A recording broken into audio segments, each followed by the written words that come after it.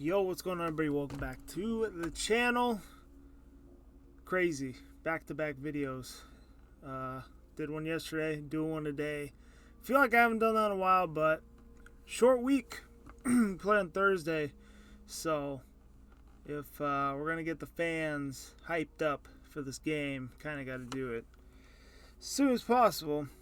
So yeah, today was the day that injury report got released and all that. So probably gonna make a shorter video than usual. Short week, we'll make a short video. Anyway, tough loss just coming off of against the LA Chargers. Came into Denver and whooped us around a little bit. But heading to New Orleans now on Thursday Night Football. It's going to be Sean Payton's return to the Dome, and he's going to be on the opposing sideline. So that'll be interesting. It's definitely going to be a big story to watch in this one. See, we got some transaction news. We have signed Quentin Newsome to the practice squad. Guess we'll start out there. Injury report. I guess we could start out with this. Well, the injury report. So for the Broncos, Damari Mathis and Justin Sternad both had injuries, but both were full today on a Monday. Jaquan McMillan was limited with an ankle. Riley Moss hip limited. Alex Palzeski ankle limited. Hopefully all those guys play, and then pass retain concussion DNP. Ugh, sucks. I mean, that injury right there sucks, seeing your best player on the injury report and the DNP. It just sinks your heart a little bit. But it is what it is. We're going to have to find a way to win it without him. But yeah, defense, they'll have some time to prepare, a few days to prepare, knowing that he won't be available.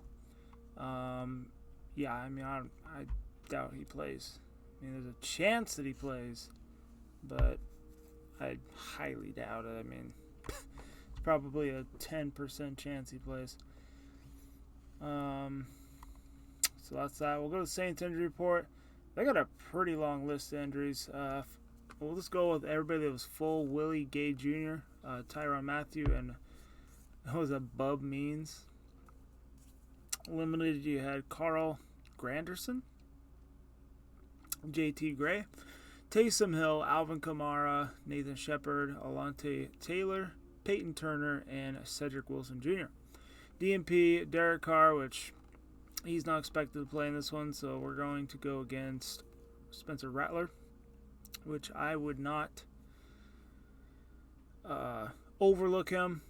A lot of people don't think he's that good of a quarterback. I honestly think he's decent. I thought he was decent in college, which that's where a lot of people were like, no, this guy's terrible, don't take him. But, I mean, I think he's got some talent. I'm not going to overlook him. And I hope the Broncos don't either. Chris Olave, DNP, Lucas Patrick, DNP, with that Cisa, with that Ruins, DNP, Rashid Shaheed, that's an interesting name, DNP, and Pete Werner, DNP. So yeah, Saints have a pretty long injury report here.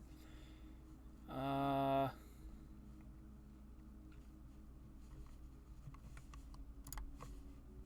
see.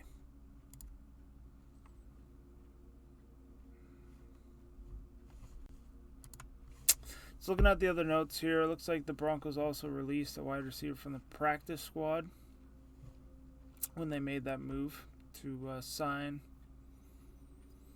the player I mentioned earlier.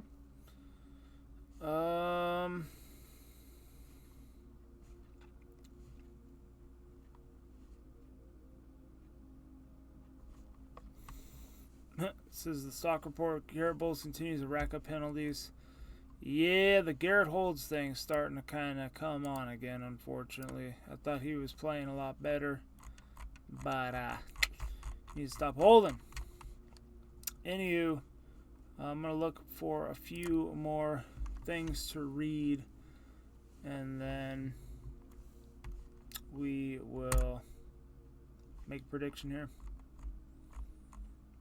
Who's the... Oh, we got rid of Caden Davis. That's the receiver that we cut. Says Broncos don't miss Tim Patrick, but quarterback Bo Nix sure does. Yeah, it'd be kind of cool to have Tim Patrick around me. I know he had injury problems, but I feel like the guy always got open. But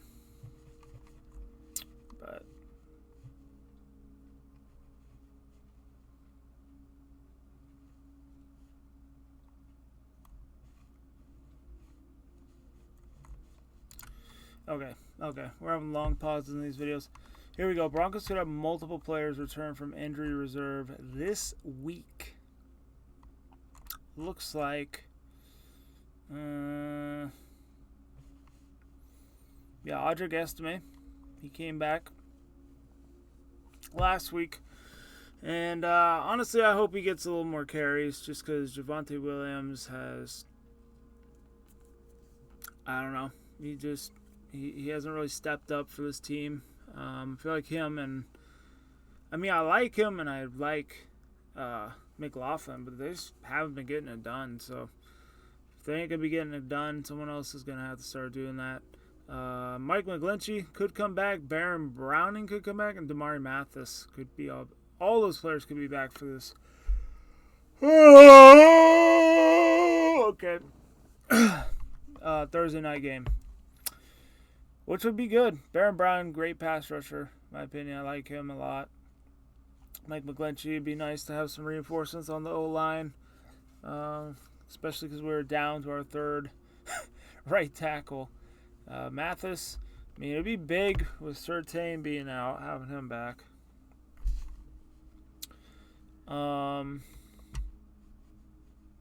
Looks like Drew Sanders and Delaire Renturno Yell they still need some time before they can come back. But they've been eligible to return. They just ain't physically ready to return.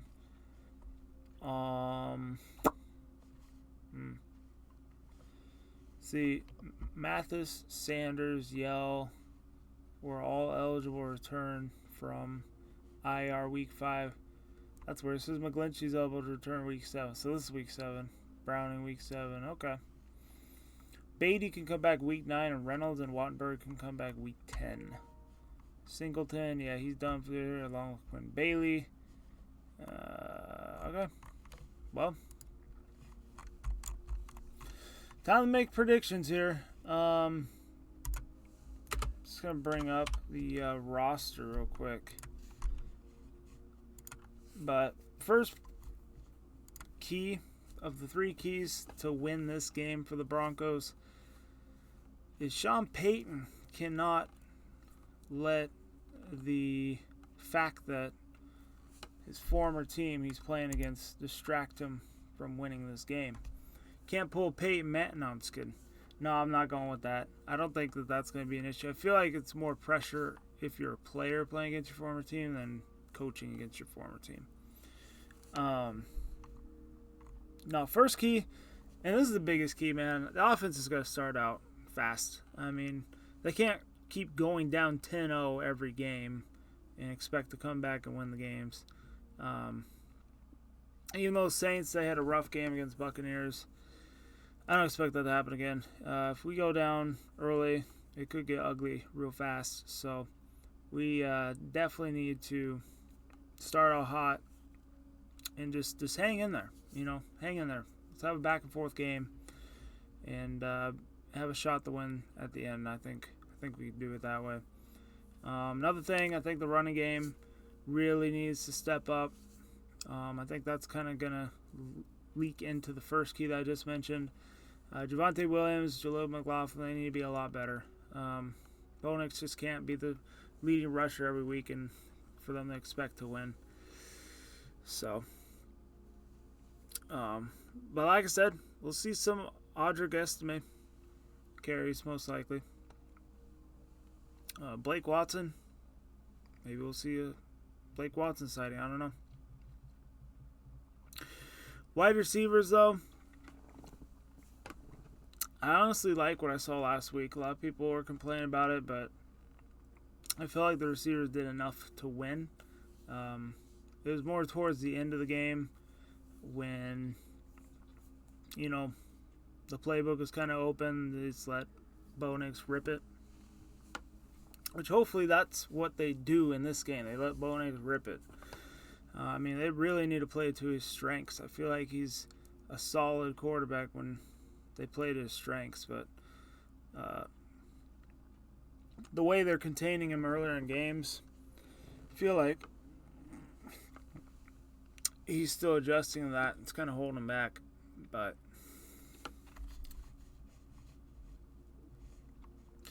anyway, we're going to see some more touches or more, you know, snaps for the rookie wide receiver Vele, Franklin, Marvin Mims, because Josh Reynolds is on IR. So, little Jordan Humphries. There you go, former center right there. Playing against a foreign team. Third key's defense has got to, you know, learn how to play without PS2. I mean, their moral was just completely diminished when he went down against the Chargers. I mean, now they know that he's out. So they got to go in there. They got to, you know, hold it down for PS2 until he gets healthy again. We got some dogs on this defense, man. I mean, people were comparing this defense to the 2015 no-fly zone defense, okay? Which I don't think any defense will rank up to that one ever again, because every single position